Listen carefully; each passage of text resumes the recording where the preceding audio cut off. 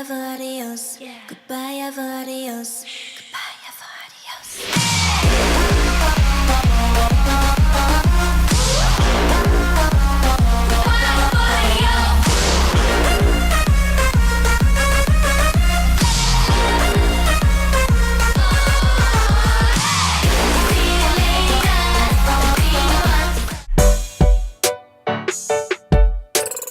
BTS are not overrated and deserve the fame that they are receiving. They are also talented and worked incredibly hard to get where they are now. I think people often forget that it took BTS about 4 years to become extremely famous internationally and came from an almost broke company. They are truly amazing and have really opened up K-pop to the Western world. Even though I only became an ARMY last year, I am so proud of how far they've come and I hope they continue to succeed in the future.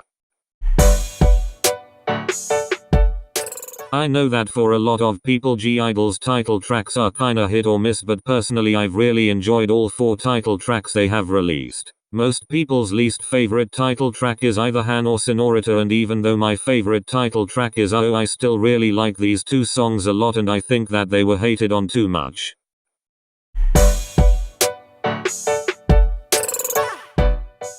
Let me explain what I mean by this. I hear a lot of fans constantly saying that a certain song on an album should have been the title track of that album. Just because a certain song is your favorite song on an album does not mean it should have been the title track.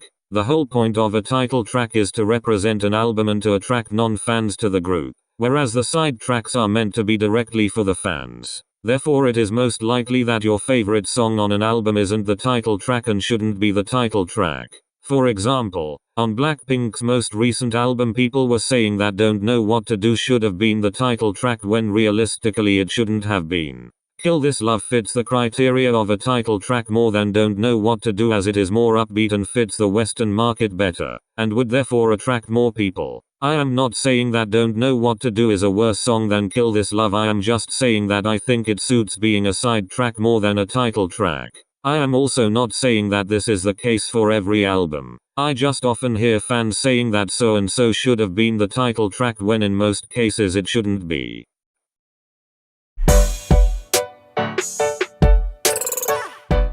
I understand that most people strongly dislike this song, but I honestly love it. The reason most people don't like the song is because they think it sounds messy, but I never and still don't think it sounds messy at all, especially in comparison to other K-pop songs that have been released this year. I was hooked first listen and bop to it whenever I listen to it. I also like the concept, and the only real problem I have is with the outfits. I feel like the stylists could have come up with some really quirky and cute outfits but chose to give them literal rags instead, which is annoying. However, I still love the actual song and I think it suits the girls really well.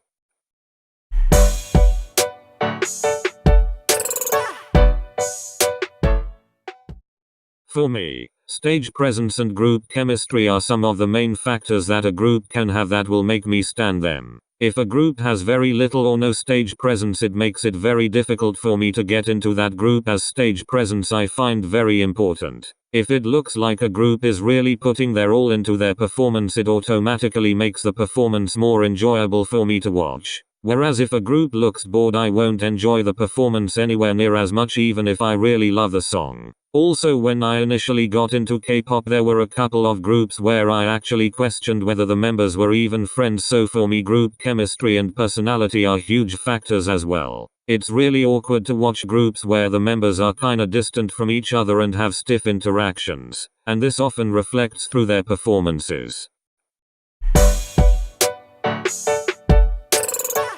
The first thing a lot of non-K-pop fans comment on when they react to groups like NCT or 17 is how many members there are, which is fair enough because in the West we aren't used to there being so many members in a group. However, I also see a lot of K-pop fans talk about how they don't like it when groups have a lot of members because it is hard to keep track of all of them.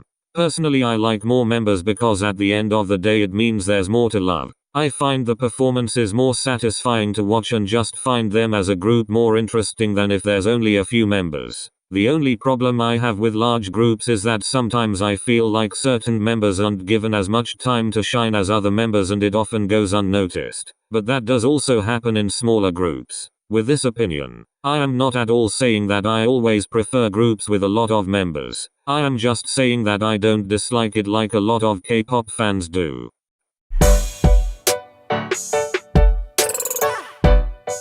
Oh my god, I could go on a whole ass rant about how much I love ateez, but we'll save that for another video. They aren't from the big three and haven't even been a group for a year yet, but they have been on a world tour, got their first win and attended their first award show and won the award for best performance. They are so incredible and deserve the world. They are the whole package and every member has so much charisma and talent, it's crazy. They are also super versatile and I fully believe that in the future they will be massive. Basically what I'm saying is stan ateez, and ateez for Rookie of the Year.